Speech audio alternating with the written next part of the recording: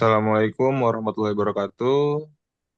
Perkenalkan kami dari kelompok satu atau dari grup Production and Operation Analysis satu dengan kode mata kuliah ISYE 6330037 dengan praktikum final project dengan studi kasus perencanaan produksi La Familia Bike atau Green La Familia Bike pada periode 2019 sampai 2021.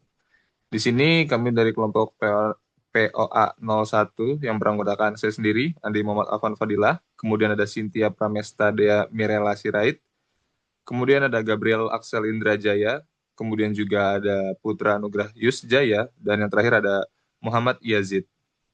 Baik, kita langsung ke slide selanjutnya. Slide mengenai latar belakang akan dijelaskan oleh Gabriel. Pada Oke, Gabriel dipersilakan. baik, saya akan menjelaskan latar belakang permasalahan. La Familia Bike adalah merek sepeda anak usia 7 sampai 10 tahun dengan dua varian warna green bike dan yellow bike. Sejak pandemi, pergeseran gaya hidup sehat mendorong melonjakkan permintaan sepeda secara tajam. Perusahaan menghadapi kesulitan manajemen operasional, produksi, penjadwalan tenaga kerja, dan pengendalian persediaan. Untuk mengejar permintaan yang meroket sambil mempertimbangkan investasi pabrik dan gudang baru dengan biaya minimum. Pertumbuhan penjualan periode 2019 sampai 2021 naik sebesar 27,8%. Dan rencana investasi pabrik produksi baru sebesar 102 M termasuk pajak 11% dan gudang baru sebesar 96 M termasuk pajak 11%. Lalu lanjut ke tujuan dan lingkup praktikum dari modul 1 sampai 5. Yang pertama ada forecasting, menganalisis pola penjualan 2019 sampai 2021 dengan TSD, Moving Average, and Holds, memilih metode termurah errornya, MSE, MAP, dan MAD, Aggregate Planning dan Assembly, membandingkan ZIP, CWP, dan overtime subcontract, menyusun assembly chart, product structure, dan BOM. Yang ketiga ada MPS dan MRP, menyusun master production schedule, menerjemahkan ke kebutuhan komponen melalui material requirement planning. Menentukan yang ketiga yang keempat lot sizing, menentukan ukuran lot optimal per komponen dengan list unit cost dan order within serta memproyeksikan expected revenue. Yang terakhir inventory dan operation scheduling, menghitung EOQ atau EPQ, menerapkan Kanban, serta penjadwalan operasi FCVS, SPT, EDD, JSON Rule, CDS, dan Lingo. Baik, terima kasih Mas Gabriel atas penjelasannya. Mungkin selanjutnya mengenai data penjualan bisa dijelaskan oleh Mas Putra Anugrah. Dipersilakan. Baik, terima kasih. Di sini terlihat ada data penjualan sepeda dari tahun 2019 sampai dengan 2021. Di sini mengalami pertumbuhan permintaan konsisten, naik selama 3 tahun memicu kebutuhan perencanaan agregat dan MRP yang lebih ketat. Pada tahun 2021 sekitar 987 ribuan. Kemudian 2022 naik menjadi 1.200.000 sekian dan juga 2022 menjadi 2.100.000 sekian. Oke, dilanjut.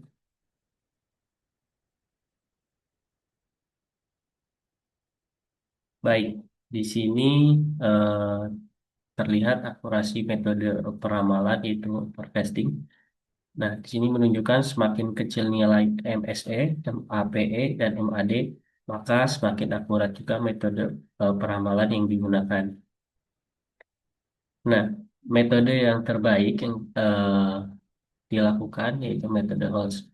Metode double exponential smoothing yang memuluskan level dan tren secara terpisah, menghasilkan error terkecil pada seluruh metrik MSE, MAPE, MAD, sehingga dipilih sebagai dasar proyeksi permintaan periode mendatang. Next. Kemudian di sini dapat dilihat perbandingan strategi agregat planning. Nah, ada total biaya per strategi dalam nilai miliar. Nah, untuk strategi yang paling murah yaitu overtime plus subkontrak dengan nilai 163,5 miliar. Fleksibilitas lembur dan subkontrak memenuhi lonjakan permintaan tanpa menambah atau mengurangi tenaga kerja tetap atau menumpuk persediaan besar. Baik, saya kembalikan ke moderator. Baik, terima kasih atas penjelasannya Mas Putra Nugra. Mungkin selanjutnya mengenai product structure bisa dijelaskan oleh Mas Muhammad Yazid, dipersilahkan. Baik, terima kasih Mas Andi. Akan saya lanjutkan, yaitu bab 3.1, Assembly and Build of Material.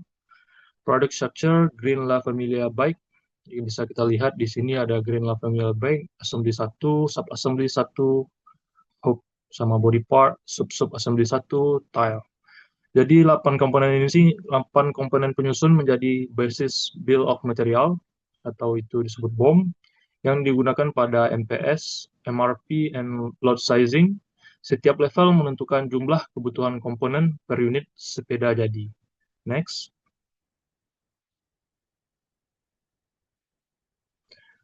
Analisis data, Master Production Schedule, and MRP. Jadi produksi tertingginya itu yaitu 52.192 unit pada bulan November 2022 dan produksi terendahnya itu 36.510 unit pada Maret 2022.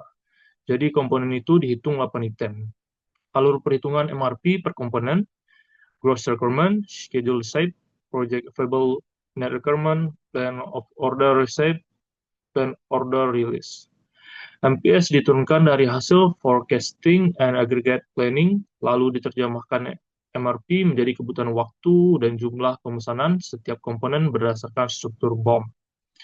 Dengan mempertimbangkan on-hand, safety stock, load size, and lead time. Next. Analisis data, load sizing, look versus Wagner within. Hasil identik load for load, seluruh 8 komponen assembly 1, sub-assembly 1, sub-assembly 1, body part, tire, rim, spokes, and hook, menghasilkan keputusan load sizing yang sama dari kedua metode. Pesan sebesar net requirement setiap periode tanpa penggabungan lintas periode. Mengapa? Ordering atau setup cost sangat kecil, 1.500 hingga 65.000 rupiah, dibandingkan holding cost pada value net requirement besar, puluhan ribu hingga 1 juta unit per bulan. Sehingga menggabungkan order antar periode tidak pernah ekonomis. Less unit cost, heuristic trial and error, membandingkan biaya per unit kumulatif dan berhenti saat biaya mulai naik. Optimal secara lokal per lot. Wagner within, dynamic programming menjamin solusi optimal secara global sepanjang horizon perencanaan, yaitu 12 periode. Direkomendasikan sebagai metode acuan jika pola demand berubah di masa depan. Baik, terima kasih. Saya kembalikan ke moderator. Baik, terima kasih atas penjelasannya Mas Muhammad Yazid. Mungkin selanjutnya terkait proyeksi pendapatan dan kebutuhan produksi bisa dijelaskan oleh Mbak Cynthia Pramesta. Kepada Mbak. Baik, terima kasih buat Mas Andi buat waktunya. Di sini saya akan menjelaskan tentang proyeksi pendapatan dan kebutuhan produksi. Total produksi yang dibutuhkan itu sekitar 131.964 unit sepeda untuk unit sepeda yang green dan plus yellow. Sedangkan untuk saat ini di green bag-nya itu totalnya 88.075 unit dan yellow bag-nya itu sekitar 43.889 unit. Bisa dilihat dalam bentuk diagram batang berikut. Kemudian next Kak. Kemudian ada inventory control dan penjadwalan operasi. Yang pertama ada AOQ atau APQ, itu untuk menentukan ukuran pemesanan dan produksi optimal pada non-demand, termasuk pengaruh quantity diskon. Dan terus yang kedua ada Kanban. Kanban itu untuk mengandalkan perputaran slot bahan baku dan komponen melalui jumlah unit per kartu dan maksimum inventaris. Terus yang ketiga ada CDS algorithm, itu untuk menyusun urutan pengerjaan optimal di beberapa mesin, itu seperti lathe, milling, drilling, dan CNC. Dan untuk efisiensi jalur produksi. Bisa dilihat dalam tabel diagram berikut, ini kebutuhan operator per hari. Untuk hari Senin itu di 58, di Selasa 65, Rabu 55, Kamis 57, Jumat 65, Sabtu 63, dan terakhir Minggu di 60. Solusinya itu menggunakan Lingo atau Philip atau Global Optimal Solution, Objective Value 85, 7 variabel keputusan integer, 15 kendala, dan total gaji periodenya sebesar 430.787.430.727.385. Baik, terima kasih atas penjelasannya Mbak Cynthia. Mungkin terkait kesimpulan per modul akan saya jelaskan. Yang pertama dari forecasting, metode Holtz memberikan akurasi terbaik baik dari MSE, MAPE, MADE untuk memproyeksikan permintaan. Kemudian dari aggregate planning, overtime plus subkontrak adalah strategi yang paling termurah dan paling fleksibel dibandingkan dengan ZIP maupun CWP. Kemudian pada modul MPS dan MRP, perencanaan kebutuhan material berbasis BOM dan lead time itu menjamin ketersediaan bahan agar didapatkan tepat waktu.